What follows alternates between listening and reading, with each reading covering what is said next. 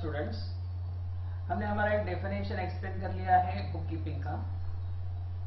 तो book keeping के explanation के टाइम हमने समराइज एंड सिस्टमेटिक रिकॉर्डिंग के बारे में देखा था। ठीक, तो समराइज करते वक्त हमने हमारा एक ट्रांजैक्शन एक्सप्लेन किया था, computer purchase from Sony electronics. तो उसमें हमने 2 अकाउंट्स फाइंड आउट किए थे जिसका रिकॉर्डिंग हमें करना था। एक था कंप्यूटर एंड सेकंड थिंग था सोनी इलेक्ट्रॉनिक्स। याद है आपको? Very good. तो अब जो 2 हमने फाइंड आउट किए थे अकाउंट्स, उन अकाउंट्स को क्लासिफाई करना है। ठीक, सबसे इंपॉर्टेंट पार्ट यहाँ पे एक्सप्लेन करने जा रहे हैं। ये आपको एवरी ईयर जब भी अकाउंट सामने होगा, अकाउंट के क्वेश्चंस के टाइम ये आपको काम में आने वाला है। क्लियर? तो यहाँ पर हम क्लासिफिकेशन ऑफ अकाउंट्स देखने जा रहे हैं। सो केयरफुली अटेंशन से उसको देखिए और अंडरस्टैंड कीजिए कि हम क्या एक्सप्लेन कर रहे हैं यहाँ पर। ठीक, देखिए यहाँ पर क्लासिफिकेशन ऑफ अकाउंट्स। तो अकाउंट्स में 2 क्लासिफिकेशन होते हैं। एक होता है personal account and second thing impersonal account. तो हमने जो ट्रांजैक्शन देखा था कंप्यूटर और सोनी इलेक्ट्रॉनिक्स का, तो उसमें कंप्यूटर और सोनी इलेक्ट्रॉनिक्स ये 2 अकाउंट्स हमने फाइंड आउट किए थे। अब हमें ये डिसाइड करना है कि इसमें से कंप्यूटर कौन से टाइप का अकाउंट है और सोनी इलेक्ट्रॉनिक्स कौन सा है। ठीक, तो उससे रिलेटेड ये पार्ट है और ये एवरी ट्रांजैक्शन आपको करना है। एवरी ट्रांजैक्शन जब भी आप रिकॉर्डिंग करोगे ट्रांजैक्शन का, तो आपको सबसे पहला पार्ट ये होना है। तो यहां से आप केयरफुली देखिए, अकाउंटिंग साइकिल हमने लास्ट लेक्चर में एक्सप्लेन किया है, तो उसी से रिलेटेड पार्ट्स हम स्टार्ट करने जा रहे हैं। तो अकाउंट्स में पहला अकाउंट जो पर्सनल अकाउंट है, जिसमें पर्सन आएगा, पर्सनल अकाउंट में आएगा पर्सन। ठीक, धीरे धीरे एक्सप्लेन करते हैं क्या है ये। और इम्पर्सनल अकाउंट में पर्सन नहीं आएगा। ठीक, पर्सनल अकाउंट में पर्सन आता है और इम्पर्सनल अकाउंट में पर्सन नहीं आता है। तो क्या आता है, तो अभी धीरे धीरे एक्सप्लेन होते जाएगा तो आपको पूरी बातें क्लियर हो जाएगी। ठीक, तो यहां पर इम्पर्सनल में 2 क्लासिफिकेशन होते हैं वापस। पहला है रियल अकाउंट, सेकंड है नॉमिनल अकाउंट। अब देखिए, नए नए वर्ड्स अभी डेली आपके सामने आते रहेंगे, तो उसे हम डिटेल में एक्सप्लेन करते जाएंगे। और दूसरी बात, ये आपको एवरी ईयर साल भर देखने हैं। 11th में तो आपको ऐसा कोई ट्रांजैक्शन रहेगा जिसमें आपको ये नहीं आने वाला है कि रियल क्या है, नॉमिनल क्या है, पर्सनल क्या है। तो यहाँ पर एवरी ट्रांजैक्शन आपको ये बातें सामने आने वाली है, तो ये रिपीट होने वाला है, इसलिए आपको अंडरस्टैंड इजीली हो जाएगा।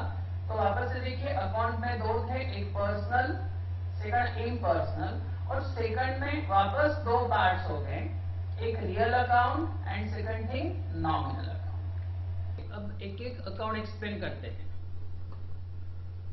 पर्सनल अकाउंट, इम्पर्सनल अकाउंट 2 थे और इम्पर्सनल में वापस 2 है, एक है real account and second nominal account. अब उसमें से सबसे पहले एक्सप्लेन करते हैं पर्सनल अकाउंट। पर्सनल अकाउंट आपको फाइंड आउट कैसे करना है। तो जब भी कोई ट्रांजैक्शन में पर्सनल अकाउंट आपको फाइंड आउट करना रहेगा, तो आपको फाइंड आउट करना उस ट्रांजैक्शन में पर्सन का नाम है या नहीं है। तो पर्सनल अकाउंट फाइंड आउट करने के लिए सबसे पहले ट्रांजैक्शन में आपको देखना रहेगा नेम ऑफ पर्सन। ठीक, तो पर्सन मतलब नीचे देखिए, पर्सनल अकाउंट में 3 पार्ट्स है। देखिए, अब धीरे धीरे बढ़ते जा रहा है, तो आप प्रॉम्प्टली उसे अंडरस्टैंड करते जाइए। पर्सनल अकाउंट में सबसे पहले पर्सन में आता है नेचुरल पर्सन। तो नेचुरल पर्सन मतलब नेचुरल पर्सनल अकाउंट आपको फाइंड आउट करना है। कैसे?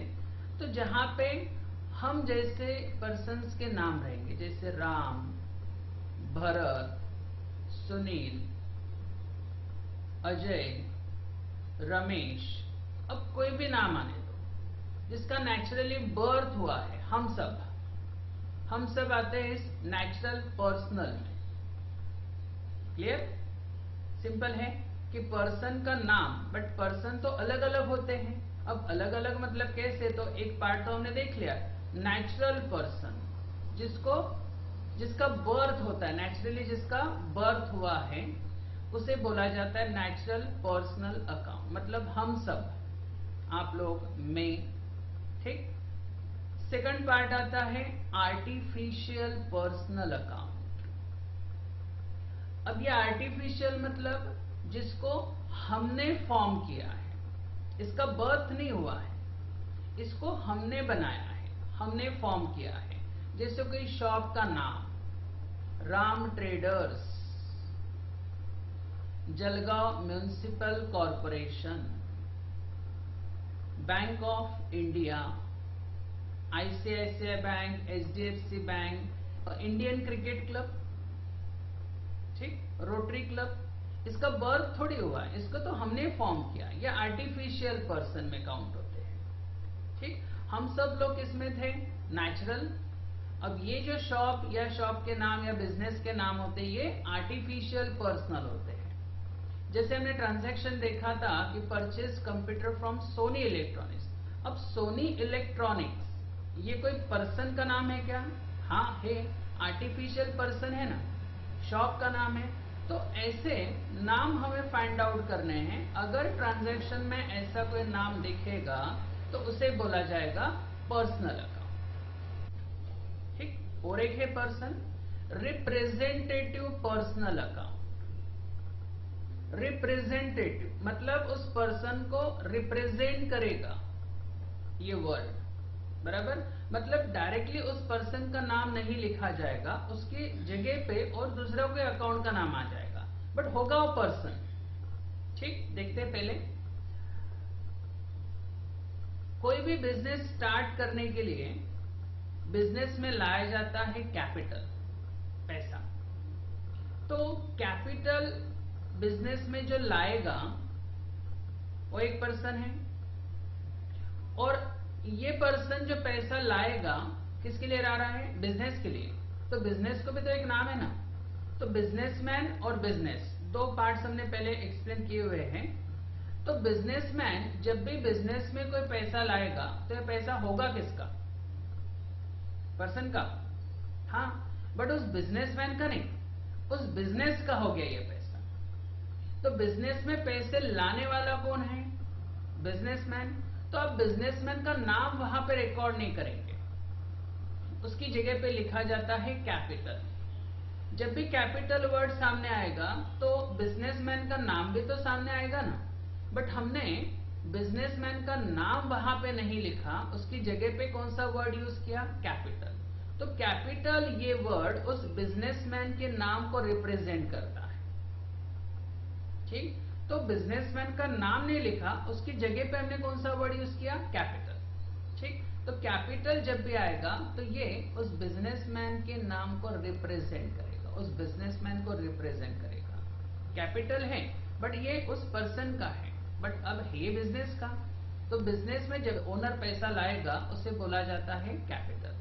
और कैपिटल कौन लाएगा? बिजनेस का ओनर। ओनर को तो नाम है ना, बट हमने उस ओनर का नाम नहीं लिखा, उसकी जगह पे कौन सा वर्ड यूज किया है? कैपिटल। तो कैपिटल ये रिप्रेजेंटेटिव पर्सनल अकाउंट बोला जाएगा। और एक है ड्राइंग। ड्राइंग जैसे बिजनेसमैन बिजनेस में पैसा लाता है तो हमने कैपिटल वर्ड यूज किया। इससे कभी ऐसा भी होगा कि बिजनेसमैन बिजनेस में से पैसा ले गया पर्सनल एक्सपेंसेस के लिए, उसके खुद के एक्सपेंसेस के लिए, हाँ होता है ऐसा।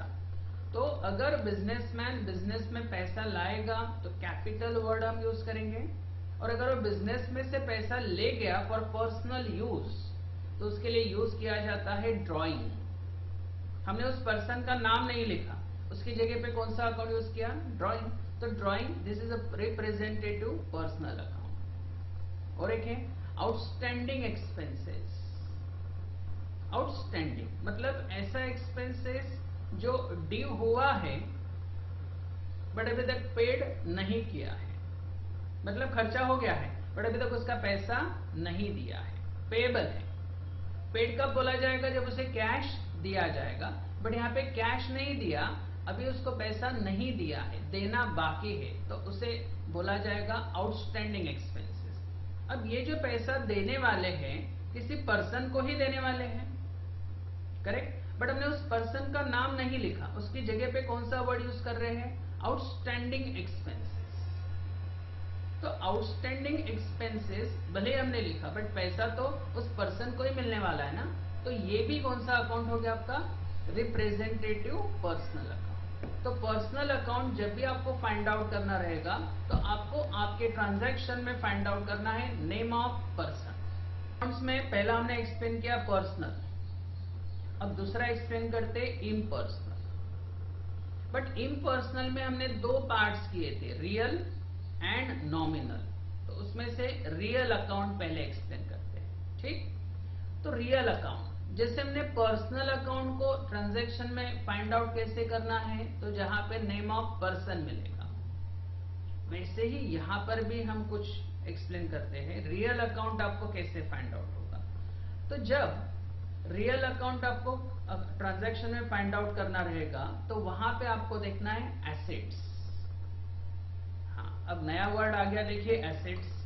अब एसेट किसे बोला जाता है, ध्यान में रखिए, चार बातें आपको याद रखनी है।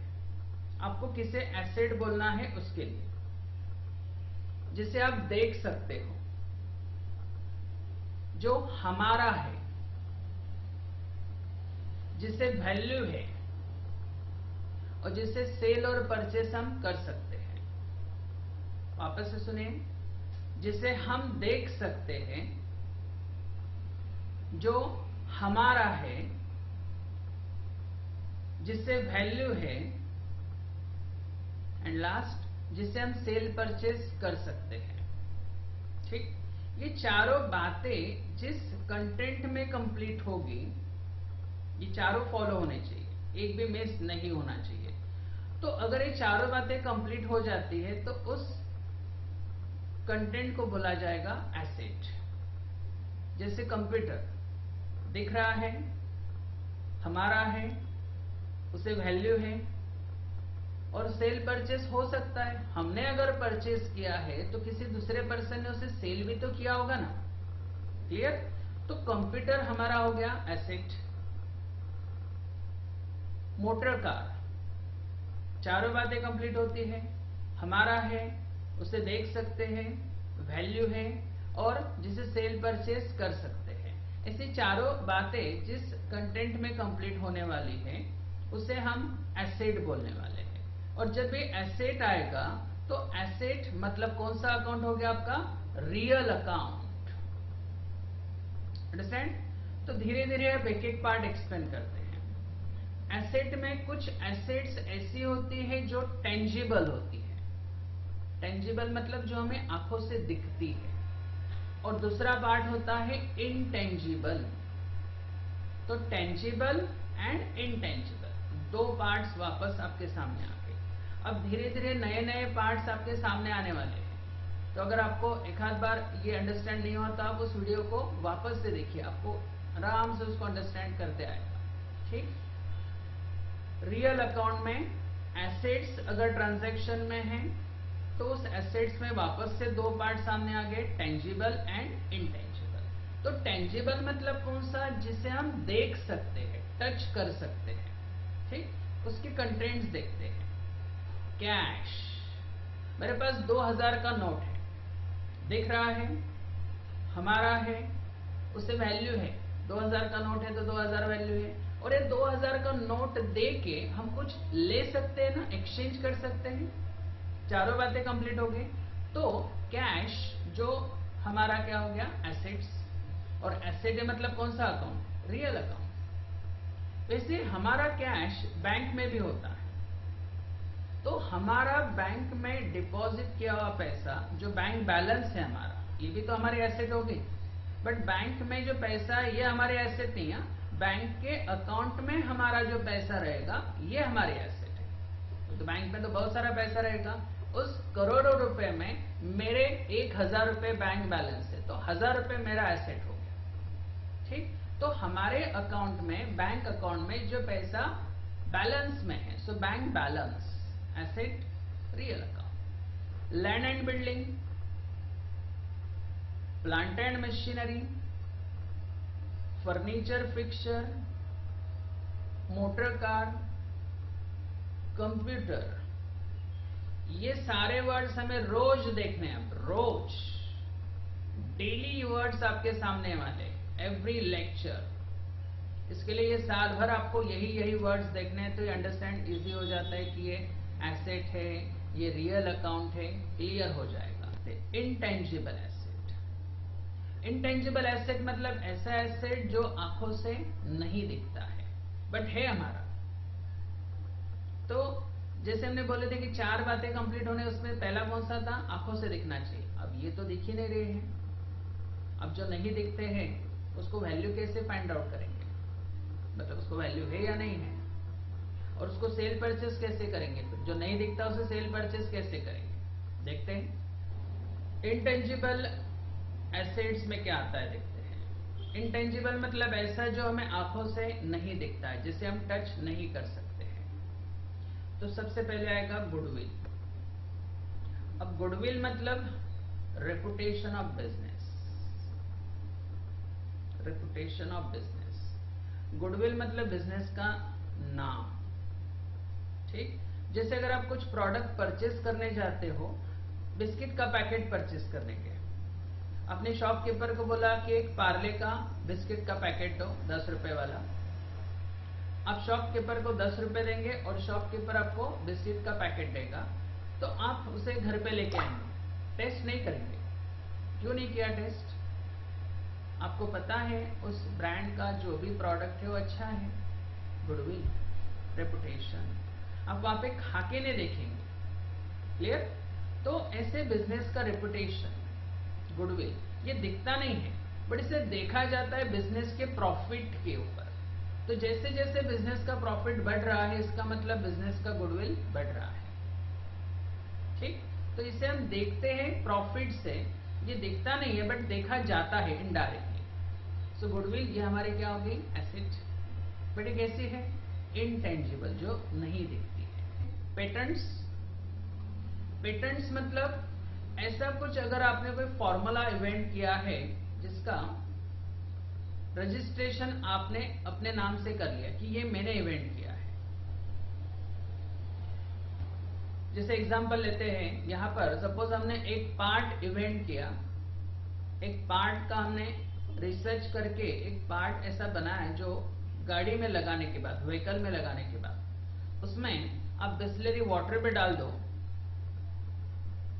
तो गाड़ी आपका 10 किलोमीटर चल जाएगा 1 लीटर में। 1 लीटर में 10 किलोमीटर चल जाएगा पानी से। बट हमने किया ऐसा, कोई प्रोडक्ट बनाया, प्रोडक्ट नहीं बनाया, उसका एक फॉर्मूला बनाया। अगर मुझे उसको बड़ी तादाद में प्रोडक्शन करना है तो उसके लिए फैक्ट्री लगेगा और उतना पैसा हमारे पास नहीं है। तो हम ये इवेंट किया हुआ फॉर्मूला किसी दूसरे को यूज करने के लिए दे सकते हैं। बट उसके पहले अगर हमने ऐसा कोई फॉर्मूला फाइंड आउट किया है तो इसे हमारे नाम से रजिस्टर करना रहेगा। तो हमें एक सर्टिफिकेट मिलेगा सर्वे करने के बाद, तो पता हो जाता है कि ये इस पर्सन ने इवेंट किया हुआ है। तो फिर हम ये प्रोडक्ट, ये बनाया हुआ फॉर्मूला किसी व्हीकल कंपनी को यूज करने के लिए दे सकते हैं। व्हीकल कंपनी उसके अगेंस्ट हमारा रेम्यूनरेशन देती जाएगी। तो पेटेंट मतलब हमने ऐसा कोई पार्ट इवेंट किया और उसका रजिस्ट्रेशन अगर हमने हमारे नाम से कर लिया है तो इसका एक सर्टिफिकेट हमारे पास रहेगा, बस, दूसरा कुछ भी नहीं होता है। आपने एक मूवी भी देखा होगा, टार्जन वंडर द कार। उसमें हीरो अजय देवगन एक मॉडल बनाता है जिसका रजिस्ट्रेशन वो अपने खुद के नाम से करता है, बट विलन उसको फिर समथिंग कुछ आगे स्टोरी आपको बताऊंगी, अगर देखा नहीं होगा तो इट्स ओके। बट ऐसा होता है, आप अगर कुछ इवेंट करें और अपने नाम से रजिस्टर कर लें तो ये अपने नाम से रजिस्टर होने के बाद आप किसी दूसरे पर्सन को यूज करने के लिए दे सकते हो। कॉपीराइट्स, कॉपी करने का राइट्स किसे होता है? स्टूडेंट्स को नहीं? ओके, कॉपी करने का राइट्स मतलब क्या है? एक मूवी स्टार्ट हुआ, मूवी स्टार्ट होने के बाद एक म्यूजिक कंपनी का नाम सामने आता है, टिप्स, वीनस, सोनी, समथिंग जो भी होगा। ये सारे मूवी कंपनी के नाम सामने आते हैं एक ही मूवी में? नहीं, सिंगल कंपनी का नाम आएगा कोई तो भी एक। मतलब प्रोड्यूसर ने जिस कंपनी को ये राइट्स दिया होगा कि आप हमारे मूवी का म्यूजिक कॉपी करके सेल आउट कर सकते हो, ठीक? तो उस कंपनी को दिया हुआ राइट्स, अधिकार, राइट्स, हक, है ना? तो ऐसा जिस कंपनी को राइट मिलेगा वही कंपनी उस मूवी के म्यूजिक को रिकॉर्ड करेगी और उसे कैसेट में, अलग अलग कैसेट बनाने के बाद, कॉपी करने के बाद उसे सेल आउट कर सकती है। Copyrights. And trademark, trademark business का सिंबल। तो जैसे रिलायबल का लोगो है, तो ये भी मैंने रजिस्टर कर लिया है, तो ये मेरा है, तो ये ट्रेड मार्क हो गया, बिजनेस का एक मार्किंग हो गया कि ये सिंबल दिखेगा तो आपको पता हो जाएगा कि अरे ये रिलायबल का सिंबल है, ठीक? जैसे वोडाफोन का होता है, आइडिया का होता है, टाटा कंपनी का है, तो एक सिंबल बनाते हैं तो उसे ट्रेड मार्क बोला जाता है। तो ये आप अपने नाम से रजिस्टर करोगे तो दूसरा को यूज नहीं कर सकते। जैसे कि ऑल ओवर वर्ल्ड में रिलायंस कंपनी एक ही है, बिकॉज रिलायंस कंपनी ने अपना नाम रजिस्टर कर लिया है। रिलायबल अकाउंटेंसी एक ही है क्योंकि मैंने मेरा नाम रजिस्टर कर दिया है, ठीक? वैसे आप बिजनेस का अपना नाम रजिस्टर कर सकते हो, जो आपने कलर, फॉन्ट, उसका जो डिजाइन बनाया है, ये पूरा का पूरा रजिस्टर कर सकते हैं, जिससे ये कोई दूसरा यूज नहीं कर सके, ठीक? अपने बिजनेस के सिक्योरिटी के लिए होता है, नहीं तो डुप्लीकेट अगर कोई ऐसा कॉपी करके करे तो बिजनेस का लॉस होने के चांसेस 100% है, ठीक?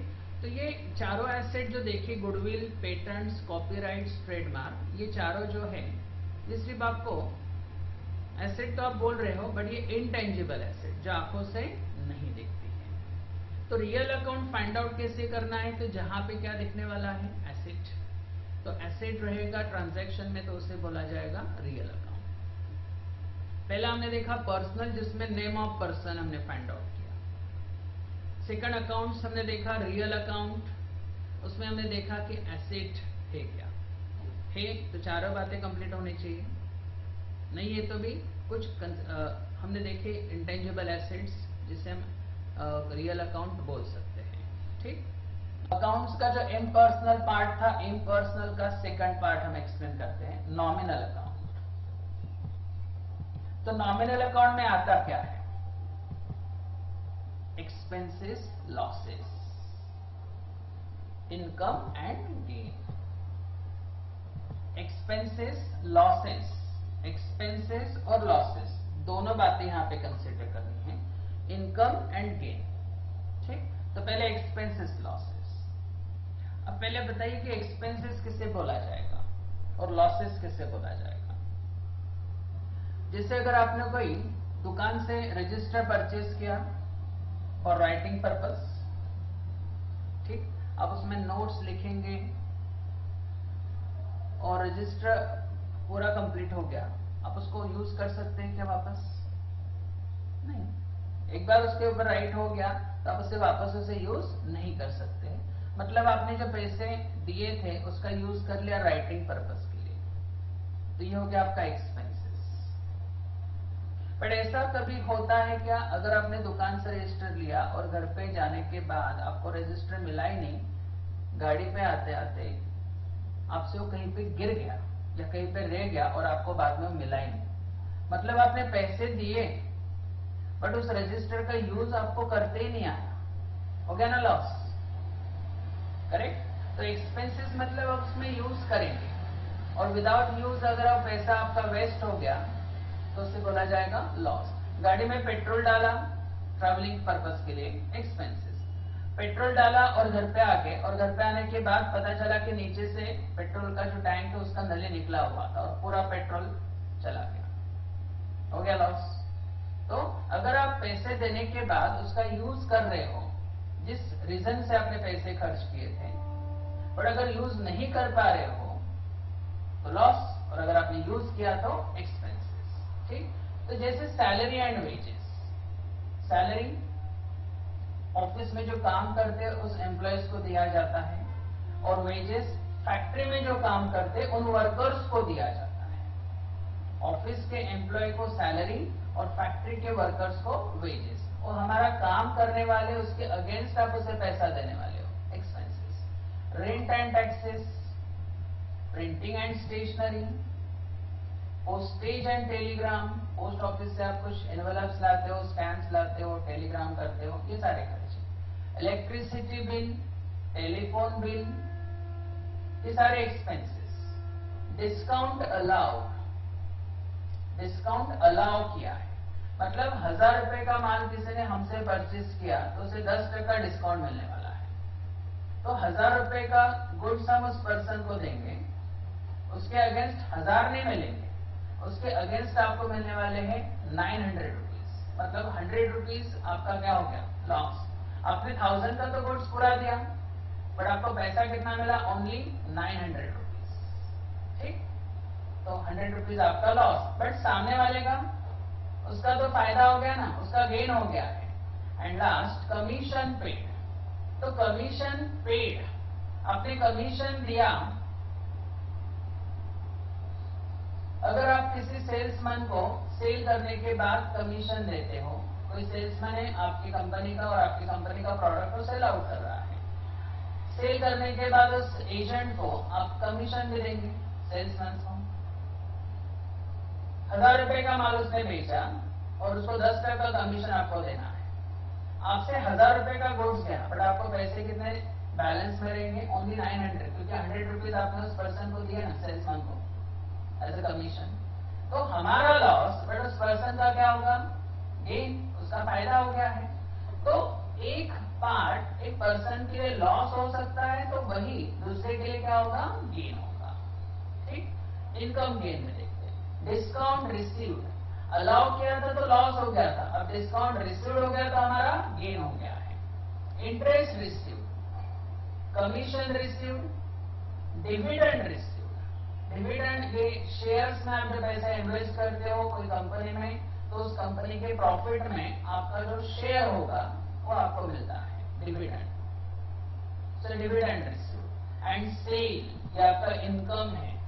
सेल मतलब आप जो प्रोडक्ट सेल करेंगे उससे आपको जो पैसा मिलने वाला है, ये आपका क्या हो जाएगा, इनकम। तो नॉमिनल अकाउंट मतलब expenses, losses, income and gain. तो अकाउंट्स में मेन 3 पार्ट्स हो गया, एक personal account, real account and nominal account. ठीक, बट आपको हमेशा याद रखते हुआ कि पर्सनल एंड सेकंड इम्पर्सनल, ऐसे याद रखना है। और इम्पर्सनल में 2, एक रियल अकाउंट एंड नॉमिनल।